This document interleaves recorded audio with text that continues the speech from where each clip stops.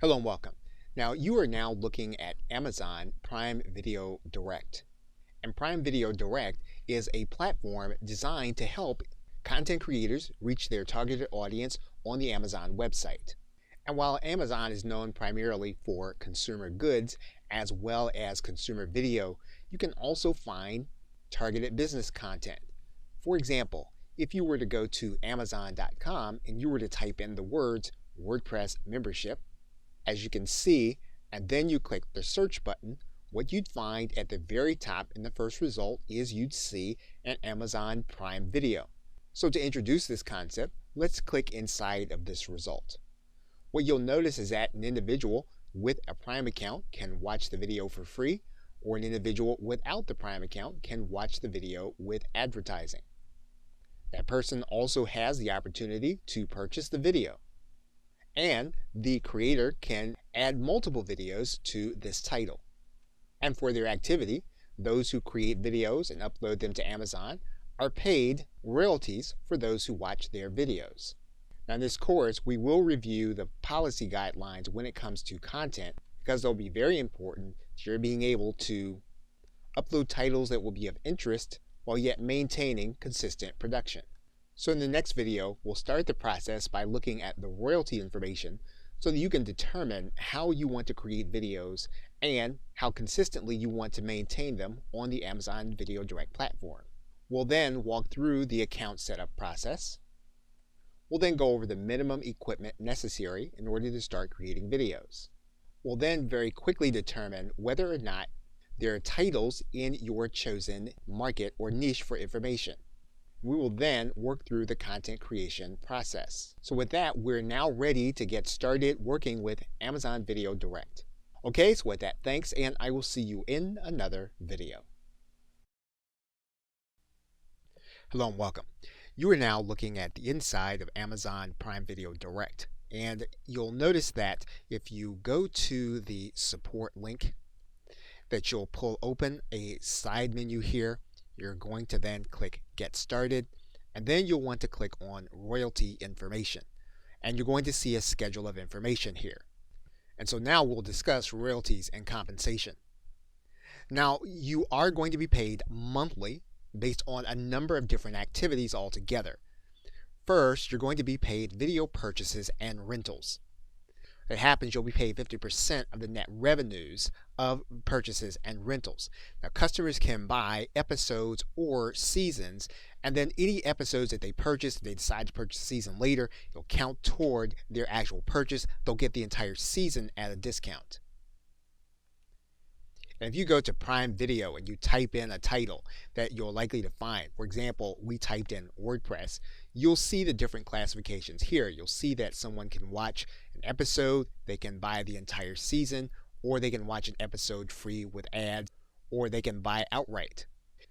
And the main way you're going to generate revenue is going to be the number of people who are watching your videos. And some of those views are going to be included with people who have subscriptions to Amazon Prime. And there are going to be different tiers of activity based on the aggregate hours streamed. So for example, every year Amazon will determine how many hours people are streaming your videos, and that'll put you on a certain tier to be paid more or less. So for example, the more hours that people are streaming your videos, the higher your rate of pay, and you'll see that in the schedule.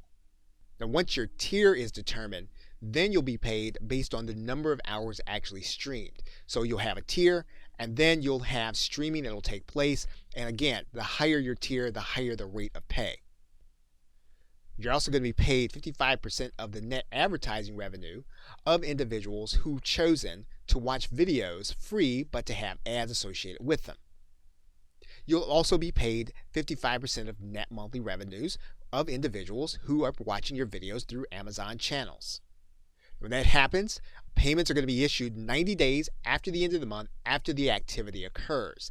And payments are going to be made by the bank account that you've already set up unless you choose to have payments wire transferred. And when you have wire transfers, you are going to have a certain dollar threshold to meet before you can be paid. And you can look at the details of the threshold as well as the tiers and Prime streaming in the royalty information section of your support area. Okay, so with that, thanks, and I will see you in another video. When you're inside of your account, what you're going to do first is you're going to come up to the drop down arrow. You're going to set up your new account. You're going to be brought to the digital license agreement. You want to read through this license agreement. Once you've done that, you're going to come all the way to the bottom and then click agree.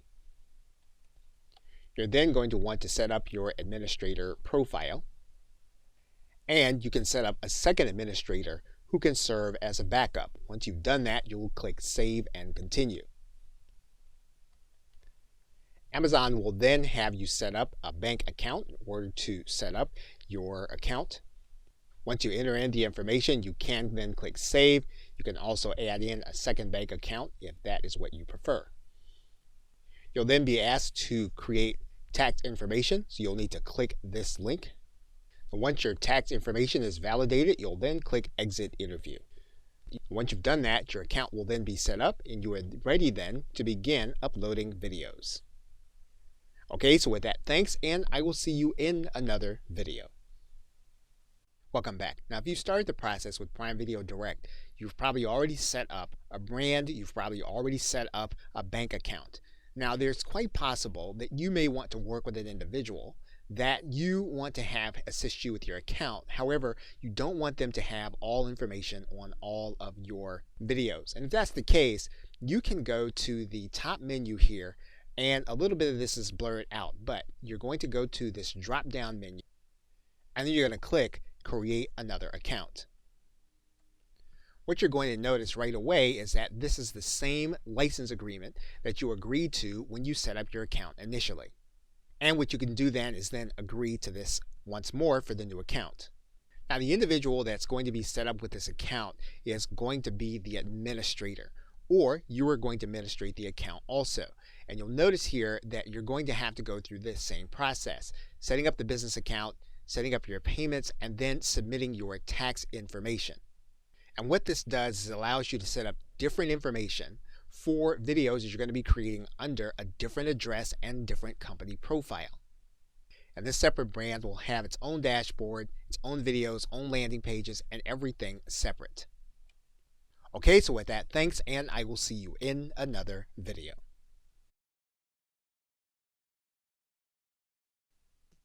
Welcome back. If you go inside of your account settings, you'll notice that you have yourself as an administrator, and you may have someone that you invited.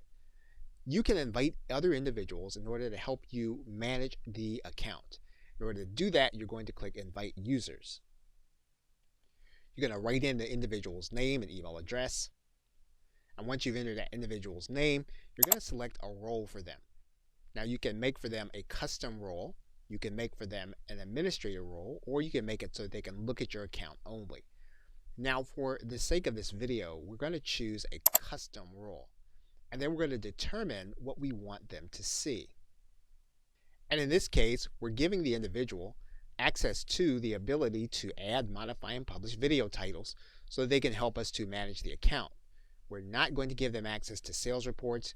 We're not going to give them access to the ability to add new users. We're not going to give them access to any banking information. Once we have all that, where we want to determine how the individual is going to interact with the account, we're then going to click Send Invite. Then that individual will reflect an invite pending. Now, the individual is going to get an email asking them to click a link to accept your invitation. They'll then click this link. Now, if the individual does not have an Amazon account, they'll need to create one, or they can use their existing Amazon account. Then the person that you added will then have access to your Prime Video Direct account. And if you refresh your page or hit F5, you should see that the individual is then part of your account. You can always go in and edit their custom settings. Okay, so with that, thanks, and I will see you in another video. Hello and welcome. In this video, we want to discuss some of the equipment you're going to need in order to create videos. Now, obviously, you can create them as elaborately as you want. However, if you're creating them for your business, you do have a minimum level of equipment you're going to need, and that's what we're going to cover in this session. Now, assuming that you already have a computer and or a smartphone, you are going to need a way of being able to capture audio. And typically, you're going to need some kind of noise canceling headset or microphone. And you can get one like the one that's pictured, the Plantronics Audio 355. It goes into most PCs and Macs. Now, even though the Plantronics is noise canceling, you are going to need something like a pop filter or something to capture the noise and wind. And you can do that very easily with some kind of windscreen, which you can get inside of a site like Amazon. Now, it's quite possible that your laptop will not have jacks for an audio headset. They may have a USB port, and if that's the case, you can buy an adapter for your stereo jacks so that they can go into your laptop. Now, one of the things that will make recording your videos much easier is to have a second and or third monitor. And you can get travel versions of the monitor in 1080 or high definition by looking for a travel monitor with 1080p. Now, you'll need to be careful when you're looking at these monitors because most of them don't come in high definition, and you'll need that in order to record your video properly. So make sure that you're looking for one with high definition and that it actually travels with you wherever you go. If you're recording yourself or you're recording some kind of activity, you'll be able to use an external webcam that does not depend on the resources of your personal computer. And you can get one in the Logitech C930E. Of course, you can get something that's a lot more elaborate than this, but this is a very easy and affordable choice in terms of a webcam. Now, the webcam that we just mentioned, it actually adjusts to the lighting. However, in most cases, you are going to need to be able to throw some kind of light on your subject, even if it is you. And you can do that very easily and affordably by getting a number of what's called a clamp lamp to place around your recording area. If you need to soften the light that comes from the clamp lamp, you can do that with a pair of white hosiery. In order to neutralize your background, you can do this very easily and affordably with what's called a shoji screen. And once again, this is according to preference, but this is a very neutral background that anyone can use in order to take away the unprofessional look from their background. And if pricing is an issue to find these items, you can use a meta search for both eBay and Craigslist. Depending on where you live in the world, you can type in your search phrase to searchtempest.com or all of Craigslist. Now, you are going to need some kind of recording and capturing software to run on your Mac or PC. You can find one of the most commonly used applications in TechSmith Camtasia. Now, because TechSmith Camtasia runs over $200, you'll be able to pick up a screen capture and editing program for much less than that if you choose to use Screencast-O-Matic, which again does all of the functions in terms of capturing video, capturing your screen, and giving you the opportunity to edit your content. If you're going to give your presentation while you're creating your videos, you're likely to use a free application on Google, such as Google Docs or Google Slides, or of course you can use Microsoft Office and PowerPoint. Now, if you're already a user of a webinar application, you can use this feature to record your videos even though you do not have features to edit the videos in sites like GoToWebinar. There's similar paid applications such as Zoom and free applications that you can record your screen such as Google Hangouts. Now, in combining all of these elements, you'll be able to put together a reasonably priced system that will help you to get started until you reach the point where you want to invest more in your video creation system. Okay, so with that, thanks, and I will see you in another video. Welcome back. Now, in this video, we're going to go through a simple process of determining some niche topics that you can think about for creating your videos. Now, if you go to google.com and you were to go to the search bar and you were to type in your area of expertise and then wait for Google Suggest to give you options, you'll see some of the most recent searches. For example, in this particular case, if we were to go to Google and we typed in WordPress membership, we would see at least 10 different options for us to start looking and do more searching if we were going to stay on Google. And of course, we would do the very same thing in YouTube. Now, in some cases, these searches will yield the same results. In other cases, there will be some overlap. In other cases, they will be totally different. What you want to do when you have determined some of the search terms that you want to start looking for, you want to go inside of Amazon Prime Video Direct. But we're going to do this a little differently. We're going to put in our search term. When we put in that search, what you're going to notice is you're going to notice some Kindle book activity. You'll see some physical copies of information. And then at the very bottom, you'll also see that there is a listing here for Amazon Video Direct. You'll see some other activity for Amazon Video Direct. And so what you will begin to see is whether or not there is going to be room for you to place your video content on a specific search. And of course, we can find other Google starter search terms by using sites like Google Trends. So basically what we're doing is we're leveraging Google to find out what has been recently searched, and then we're working inside of the Amazon site to determine whether or not we can place content in those particular searches. And very often you'll see that depending on what your subject area is, your content may be all that will be in a specific classification. Now in some cases, if you do a search in association with Amazon Kindle, you will find some video associated with your subject. Although currently this is not typically the case, there are going to be times where you'll see video as a recommended item. For example, Amazon will show an individual featured recommendations based on their browsing history. Okay, so with that, thanks, and I will see you in another video. Welcome back. Now you're looking at the inside of a video inside of Amazon Video Direct.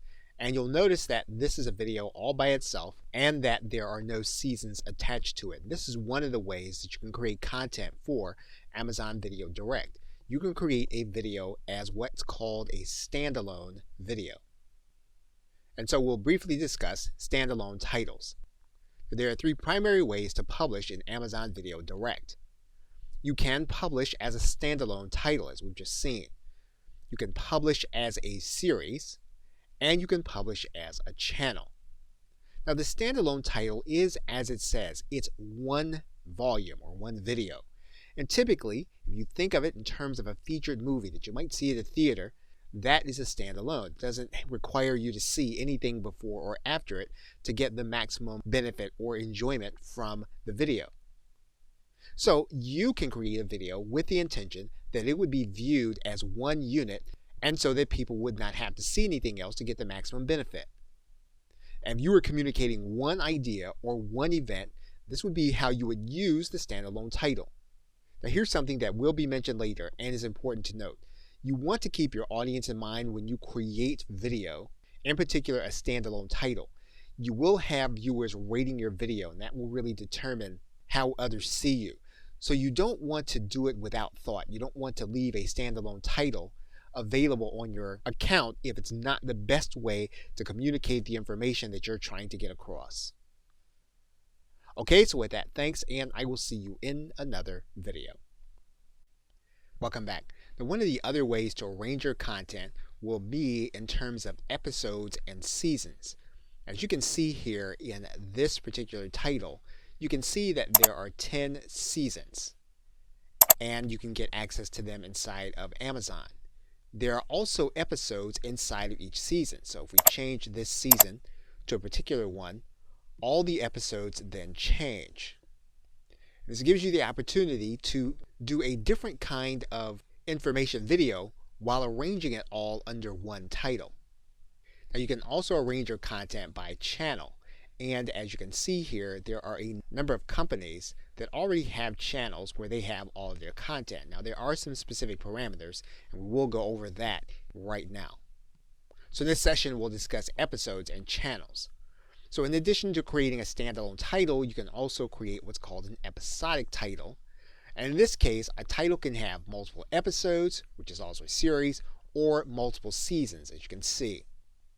And since you're more likely to be communicating business information, you can think in terms of having one title with different subjects or episodes and different volumes or updates, even though they will be called series and episodes. So what you have here when you're using the episodes and seasons is you have more latitude over the process when you use episodes. Now, when you're creating your content, you're branding your graphics, you want to think of this in terms of how you're going to actually arrange your series when you place it in Amazon Video Direct.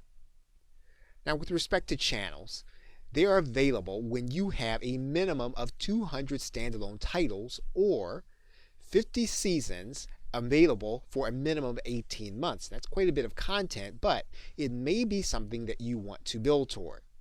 Now, once these titles are included as a channel, though, they can no longer be included as Prime Video. So one thing you can think about as you begin creating content is creating titles with eventually having a channel for your content. Now, currently, as the program is fairly new, there aren't that many information and business-based channels available on Amazon Video Direct. So there's plenty of room for you to create your content. Okay, so with that, thanks, and I will see you in another video. Hello and welcome. Now, in this video, we are going to walk through a few tips that you can use when you are recording instructional style videos. In instructional style videos, you will be either narrating or you'll be discussing points as you scroll through your PowerPoint presentation or your presentation software. Now, there are a couple of settings that you are going to want to be aware of. The first is you're going to want to be aware of the Design tab. And if you're not using PowerPoint, you'll want to find the equivalent in the software you're using. In PowerPoint, you will notice that there is a diagonal button here that says Slide Size. You will want to make sure that you are using the widescreen size, mainly because this is how most videos are going to fit well on the screen. Now, the other thing that you're noticing that is invisible to the recording of this video is that the monitor being used to record this video is 1920 by 1080, which matches the widescreen size. Now, if you have a monitor that is of a different size and you're not recording on that monitor, you are going to want to use one that's going to be either a custom size that'll be proportional to the monitor you're using, or one that's very close in size, whether it is 4 by 3 or 16 by 9. Now, another thing that you're going to want to be aware of is the transitions screen. And transitions are going to be seen as you move from slide to slide, not within the slide, but between the slides. Now, you will typically want to have no transitions, mainly because this can be distracting for the individual and you want them to be focused on the information while you narrate. The next tab over is Animations. Now, when you have animations, what you're going to want to do is you are going to want to scroll through your points one at a time. So what we're going to do is we're going to place our cursor inside of this slide.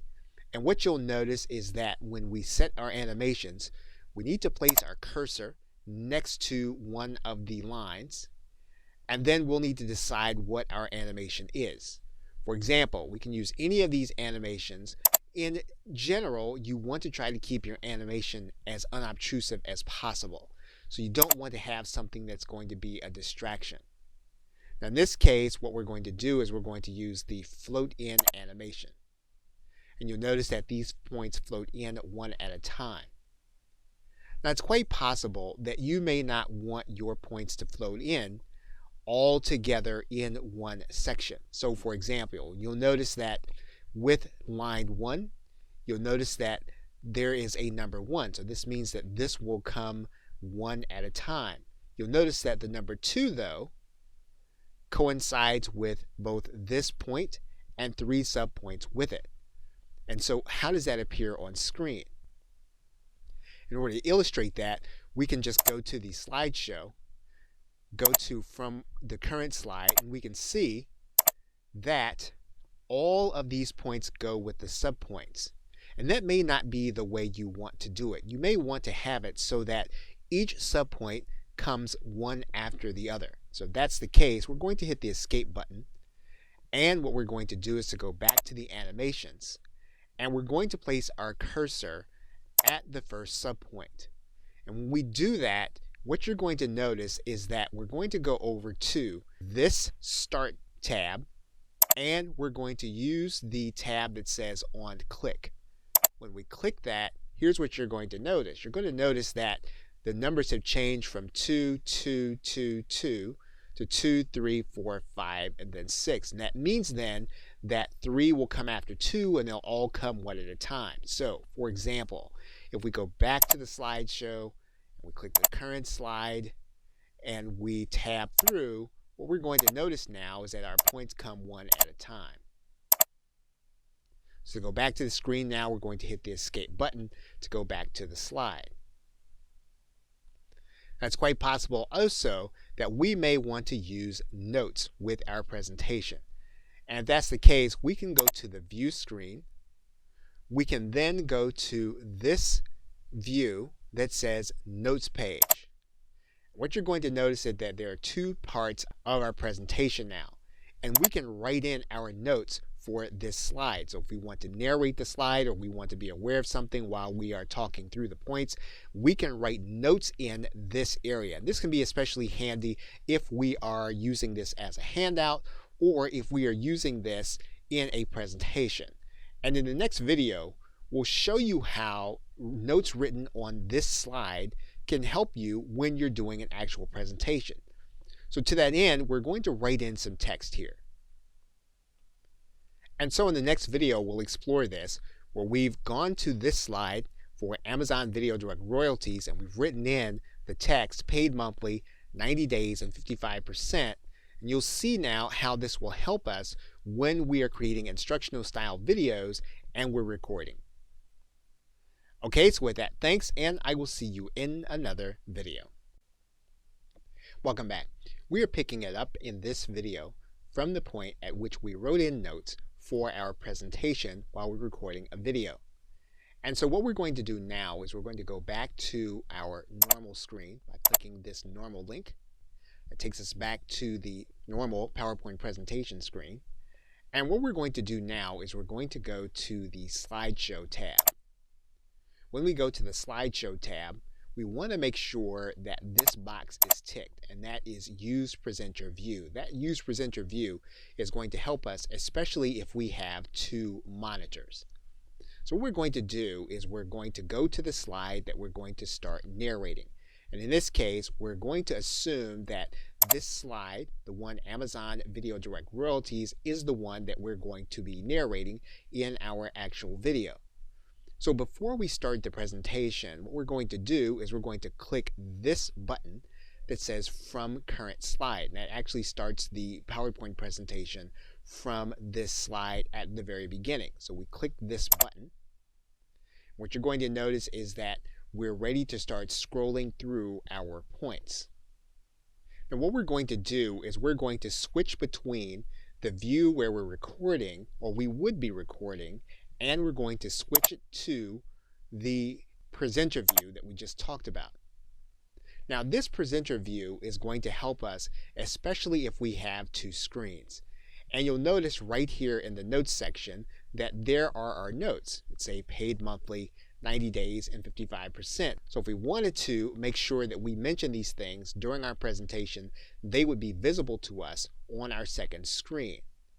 Now the other thing that we're going to be able to do is we're going to be able to see what's going to come on our screen before it actually happens. So for example, the screen on the left side is the one that's going to be shown to the people that are going to be seeing the video. The screen on the right side will be the one that has the next click point of the mouse. So every time that we advance, what's going to happen is the slide that's showing on the video, it's going to advance, and then so will the presentation slide. And this will be on the right side of our second monitor. What we can do in this case is we can switch back and forth between the display settings, and then we're then showing our monitor view in order to do the video. We're going to go back to the presenter view for one more tip. When we come back to the presenter view, you're going to notice that there is a button that has 3 dots in it, and this will give us our other slideshow options. So for example, you'll see here that we can make our screen all black, or we can make it all white, or if we just want to end the show very easily, we can click this link. We can also click the very same link at the top. If we had a pen and we wanted to write on the screen for the audience, we could do that by clicking the pen tool.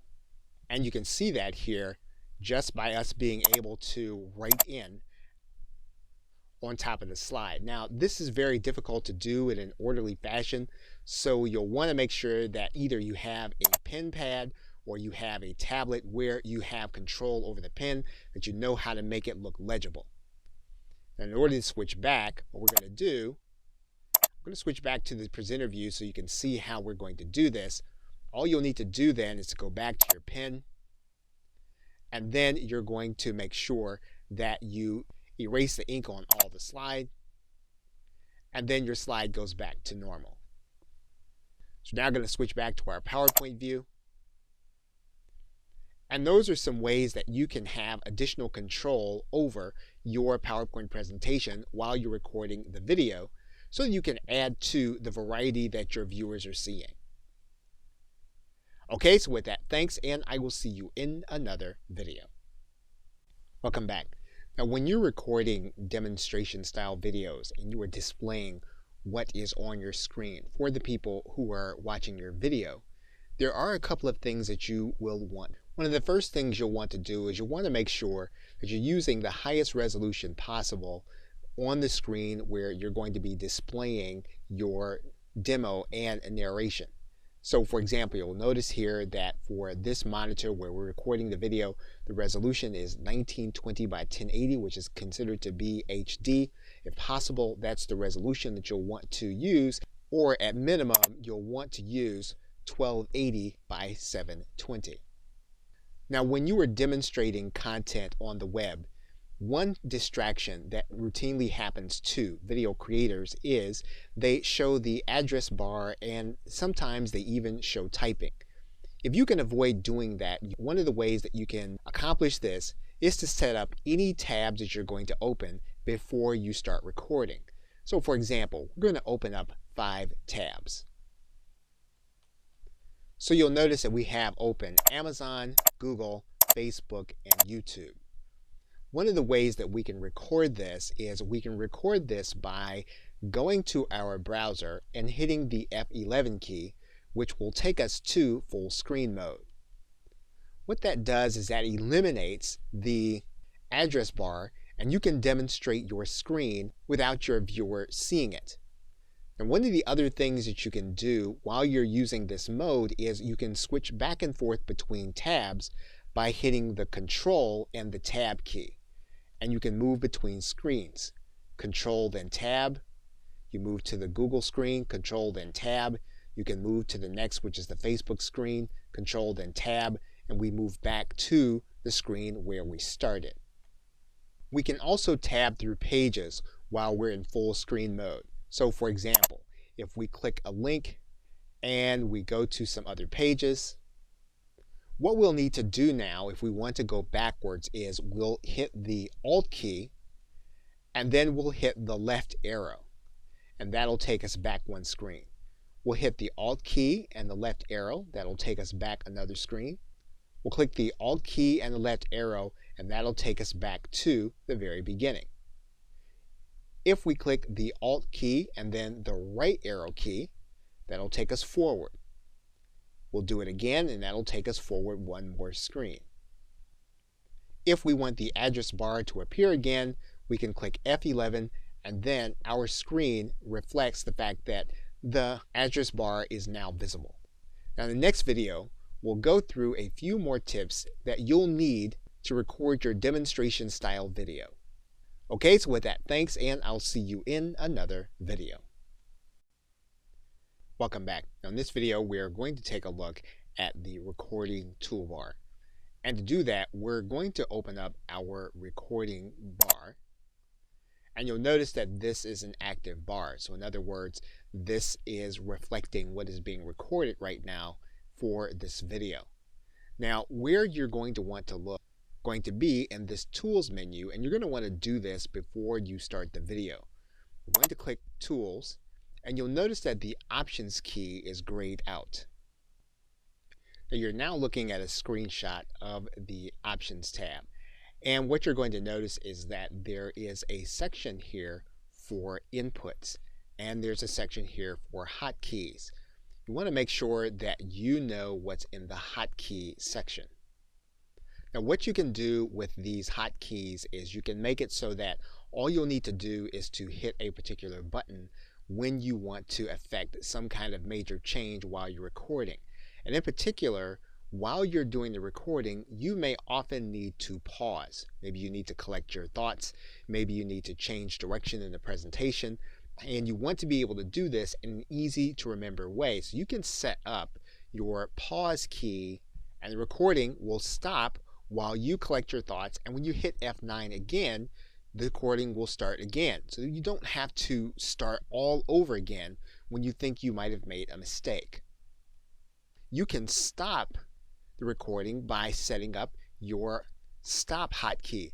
Now, these two keys in particular are important while you're doing demonstration style videos because by using them, you can record your videos in one take and edit them in one take instead of starting them and then never quite finishing the video. Now, lastly, you'll notice that the mouse is moving on this page. When you edit your video, you can edit so that this cursor will be highlighted. It can be highlighted in a magnifying glass or it can be highlighted in yellow as it moves around the screen. And so while you are demonstrating, you'll want to be aware of what this cursor is doing in case you re-edit the video by showing the cursor either being highlighted or magnified. Okay, so with that, thanks, and I will see you in another video. Welcome back. We are now looking at a video that's being edited inside of Camtasia 8. And regardless of your video editing software, you're going to have some decisions to make about editing. Now, one thing that we're going to do in the editing process is we're going to make sure that we edit in the highest resolution possible. And we're going to show you how to do this in Camtasia 8. You'll need to make sure that you can do the very same process inside of the video software that you own. Now, the default settings in Camtasia when you start the final production process say 854 by 480. However, we want to make sure that this is going to be closest to our recording dimensions, which we should have done, if possible, at 1920 by 1080. So we want to make sure that we use those dimensions. Now, if possible, during the rendering process, we want to set our audio at the highest level that we can, and typically this is going to be right at 192 kbps. Now, in some cases, your video editing software will give you the option of being able to put metadata inside of the video file. Now, we will not have to do this because we'll be doing this inside of Amazon Video Direct. So where you have the project information, the author information, and even the iTunes information, you'll want to make sure that you have this correct for the upload process. You don't have to have it for the final production. And finally, for your video section, typically the default settings for a software application like Camtasia or Screencast-O-Matic will be correct from the start. However, you can make sure that your frame rate is going to be as high as you can if you can produce it at 30 frames per second or 15. Okay, so with that, thanks, and I will see you in another video. Welcome back. Now, there are several instances inside of the screens where you're going to be uploading your videos where you are going to be required to upload some graphics for your videos. And you may want to have some of these graphics created. So this video is going to detail the graphics you're going to need for your account. So to create the necessary artwork, when you're creating episodes or episodic videos, you are going to need seasonal art. And those are going to require some specific aspects to the graphics. You're going to need a widescreen aspect. You're going to need a 1920 by 1080 photo to appear correctly, and it can be JPEG or PNG. Now, there's key art that you'll need to create that is also a 4:3 aspect ratio. That'll need to be 1600 by 1200, JPEG or PNG. And there is an optional file that you'll want to upload that's a 16:9 aspect ratio. It's 1920 by 1080, JPEG or PNG, and this is going to be a background image. It's only going to appear on the devices in order to convey mood. And you'll see the request for the 3 of these when you are uploading your image. You'll see one here in the key art area as well as the background image. Now, you can also include artwork for individual episodes. That episode will require a key art aspect ratio of 4:3. It'll need to be 1600 by 1200, and it'll be JPEG or PNG. And you'll see that request when you are uploading your individual episode video. Now, for the standalone videos, the key art will have a 16:9 aspect ratio. It'll need to be 1920 by 1080, JPEG or PNG. Now, you'll also have another key art piece. This time, though, it'll be 3:4 aspect ratio, so not 4:3. That means then that the art will be 1200 by 1600. And again, you want to pay attention to that. It's a little different than the other size. That'll also need to be JPEG or PNG. Now, there's also space for a background image, and it'll need to be 1920 by 1080, JPEG or PNG, and once again, it's going to be optional because it's only designed to convey mood on certain devices. And you'll see that here in the standalone upload section, where the second key art piece is 3:4. Now, there's also a landing page that you're being given and you're going to be able to use along with your videos that will require you to have a logo. That logo will need to be 950 by 250. You'll need to use a PNG with a transparent background.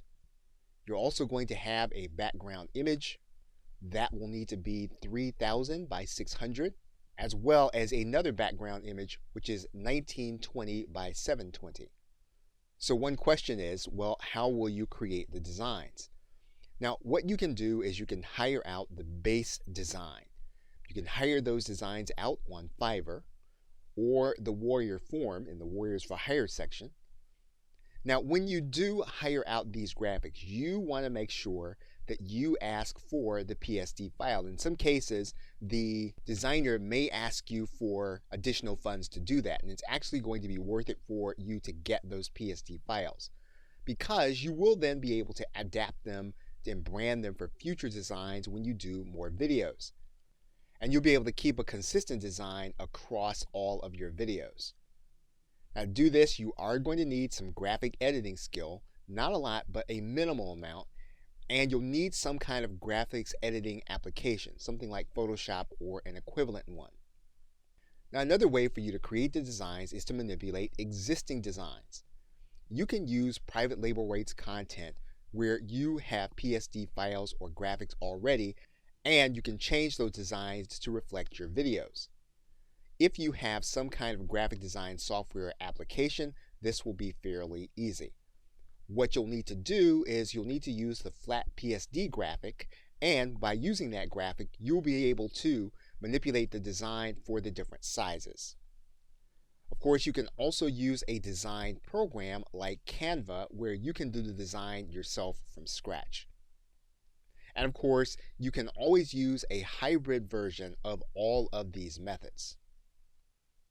You're now looking at a flat graphic design from a private label rights product inside of Photoshop. And what we can do is we can go and open a new file. It's going to be one of the dimensions that we need. So for example, we would go to this file area. We're going to click New. We're then going to open up this new size, and we want this new size to be 1920 by 1080. We're going to click Create. And then what we're going to do is we're going to go back to our flat design. We're first going to select all. We're going to then copy merged. Then we're going to go back to our new design, and then we're going to place that design and paste it in. Now this is a 1920 by 1080 image, and so we want this design to be able to fit what we're trying to do. Now, when you have a PSD file, you can manipulate the size of this file without losing the proportions of the graphics and the text on the design. So for example, what we can do is we can zoom out of this design, and then we can grab the handles and we can manipulate the design in order to fit our canvas. We can make sure that we keep the aspect ratio in Photoshop.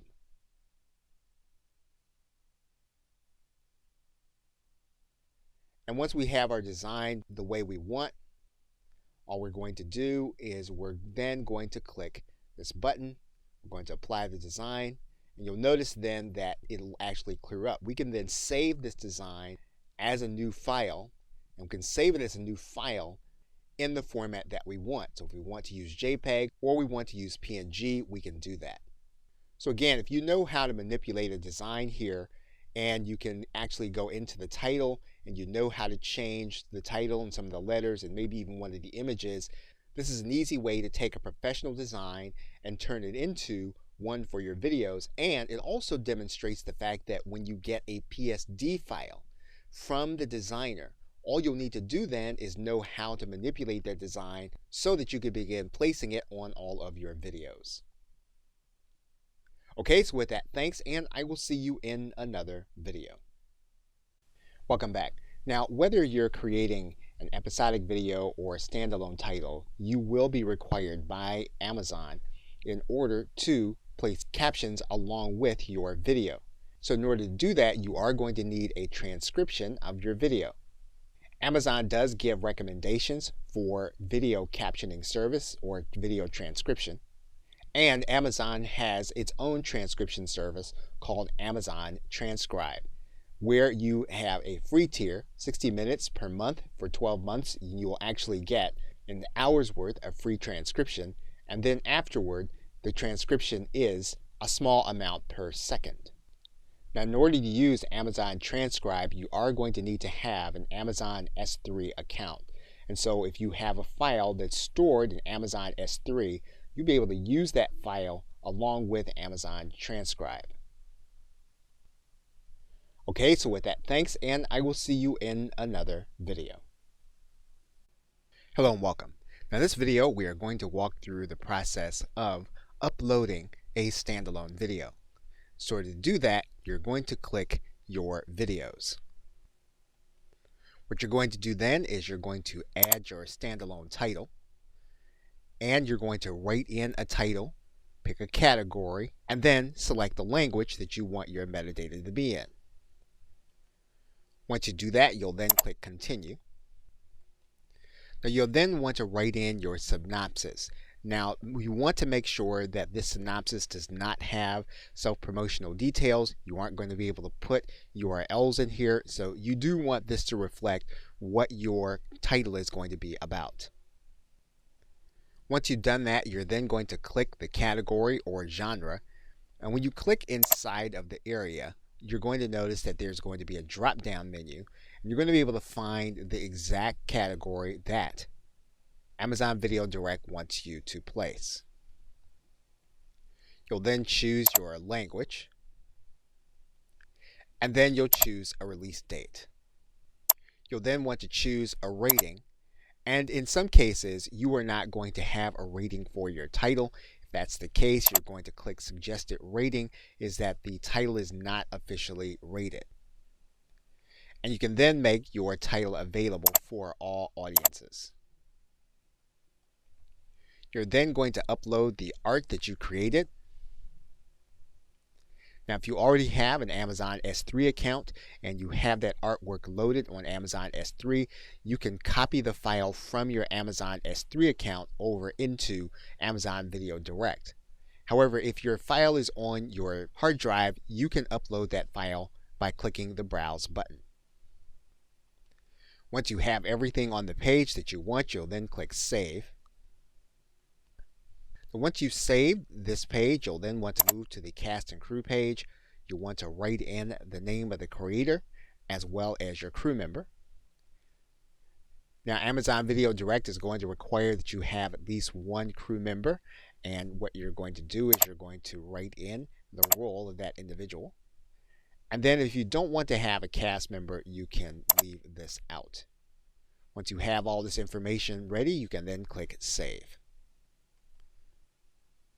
You'll then move to your video asset section. And what you'll be doing then is you'll be uploading your file, your captions, and if you have a trailer, you can upload that trailer to this area. And once you have the necessary content, you can then click Save. So once you've uploaded your content, one thing you'll want to note is that in order to get your transcribed file to go along with the file that you're uploading with your video, it will need to be an SRT file or one of the formats outlined by Amazon. We'll now go to the Availability tab and we'll choose where we want the content to be made available. We'll click all of the applicable places where we want it to be available. We'll determine how we want it to be streamed. And once we've done all that, we'll then click Save. And once you have uploaded and you have completed all of your titles, you will then be ready to publish your video for viewing on Amazon Video Direct. Okay, so with that, thanks, and I will see you in another video. Welcome back. Now in this video, we are going to produce an episodic video title. So to get started, we're going to click Your Videos. We're then going to click Episodic. We're then going to click Add Series. And we're going to give our series a title and synopsis. We will then pick a category. And then we'll pick our metadata language and click Continue. So what we're going to do now is we're going to create our listing for the actual season.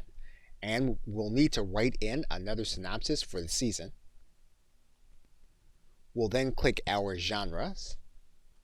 We'll then choose our language. And where it's applicable, we'll write in the original release year. Now again, you don't have to add a rating, but if you want to do it that way, you want to click Suggested Rating, Title Not Officially Rated, and then make it available for all ages. You'll then upload your graphics according to the right dimensions. And once you have your seasonal information in, you'll then click Save. We'll then move on to the creator. Remember, you are going to need to make sure that you have at least one crew member mentioned. Now, if you really don't have a cast member, you don't have to place one there. You can then click Save. You'll then be able to move on to individual episodes, and you'll start by adding a new episode. And of course, each individual episode will have its own title, release date, synopsis, the video file, the captions file, and an optional art file. Now, once you upload episodes, what you'll need to do is you'll need to select the language, the frame rate, and then the language for the captions. Again, you'll want to make sure your transcription is going to be an SRT file, and then you'll click Save.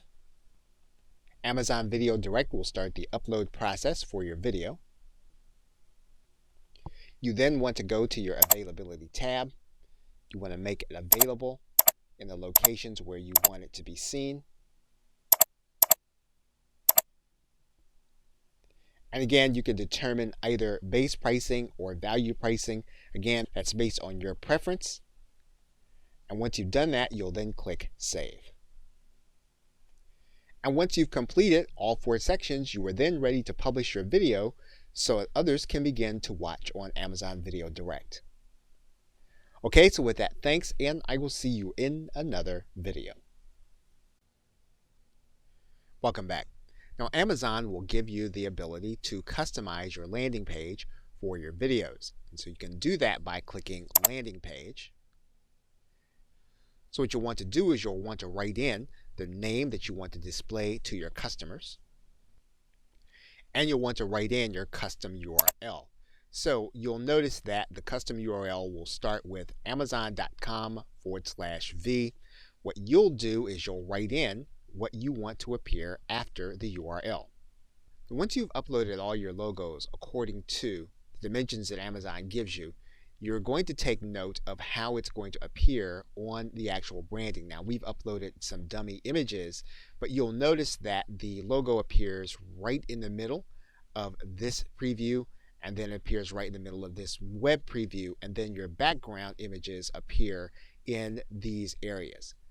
And so you'll want to take note of this and adjust your logos accordingly. Now, one of the things that you'll note is that the partner name went away when there was no preview. So now, once you have your landing page looking the way you'd like it to look with the information that you have there, you're then going to click Feature Enabled, and then you'll click Save. Now, in this case, you'll note that Amazon is giving you an error message that says that your landing page is unavailable, mainly because you need to make sure that you've got 2 published titles before you can launch your landing page. Okay, so with that, thanks, and I will see you in another video. Welcome back. In conclusion, you'll need to remember that Amazon does not want your video to be a promotional video. It means that you don't want the video to be something that will be sending people to landing pages inside of the actual video itself.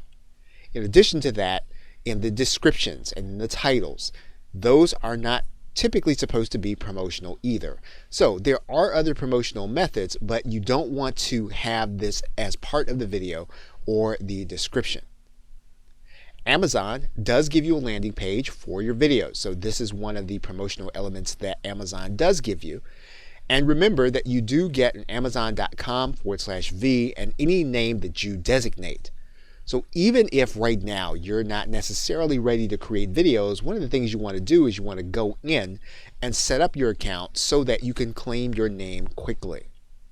So currently, Amazon does not connect Kindle with Video Direct.